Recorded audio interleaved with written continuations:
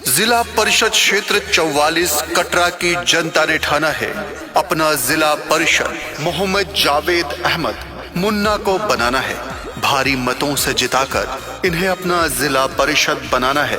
याद रखिए, पिछली बार वाली गलती नहीं दोहराना है। पिछली बार की तरह किसी के झांसे में नहीं आना है। इस बार इन्हें अपनी सेवा का मौका दीजिए। आपके प्रत्याशी हैं मोहम्मद जावेद अहमद मुन्ना। कहती है जनता सारी, कर ली सबने तैयारी, मोहम्मद जावेद अहमद मुन्ना की है बारी। कहती है जनता सारी, कर ली सबने तैयारी, मोहम्मद जावेद अहमद मुन्ना की है बारी। हाँ, जिला परिषद अपना बनाना है, क्षेत्र संख्या 44 ने ठाना है, किसी विरोधी के झांसे में न आना है, मोहम्मद जावेद को ही जिताना है।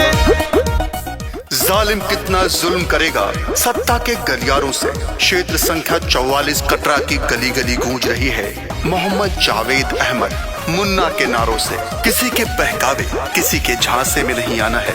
जिला परिषद क्षेत्र संख्या 44 कटरा मुजफ्फरपुर से जिला परिषद मोहम्मद जावेद अहमद मुन्ना को बनाना है। गली गली बिजली पानी सड़क बनवाएंगे, सरकारी सुविधा का लाभ सब दिलाएंगे। गली गली बिजली पानी सड़क बनवाएंगे, सरकारी सुविधा का लाभ सब दिलाएंगे।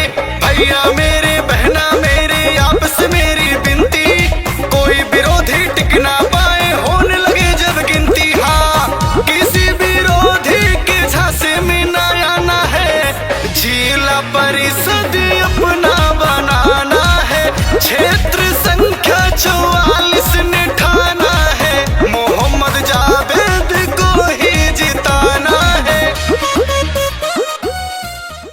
वादा नहीं, विकास करेंगे, जन जन का साथ देंगे। हर माताओं के बेटे, हर बहनों के भाई, यारों के यार, दोस्तों के दोस्त, युवा साथियों के साथी, आपके अपने मोहम्मद जावेद अहमद मुन्ना को भारी मतों से जिताइए, जिला परिषद बनाइए, क्षेत्र संख्या 44 कटरा में विकास की गंगा बहाइए।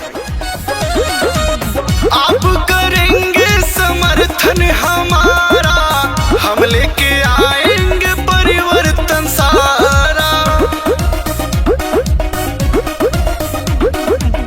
आप करेंगे समर्थन हमारा, हम लेके आएंगे परिवर्तन सारा।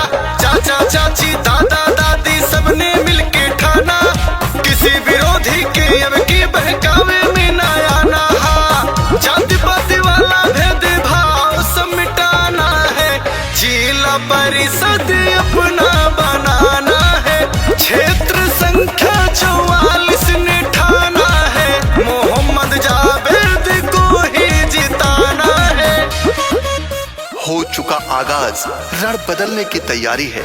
इतिहास वही रचेगा, संघर्ष जिसका जारी है। सबको देखा बार बार, मोहम्मद जावेद अहमद मुन्ना की बारी है। जिला परिषद क्षेत्र संख्या 44 कटरा मुजफ्फरपुर से आपके अपने प्रत्याशी हैं मोहम्मद जावेद अहमद मुन्ना। इन्हें भारी मतों से जिताइए, जिला परिषद बनाइए। क्षेत्र 44 को सुंदर बनाना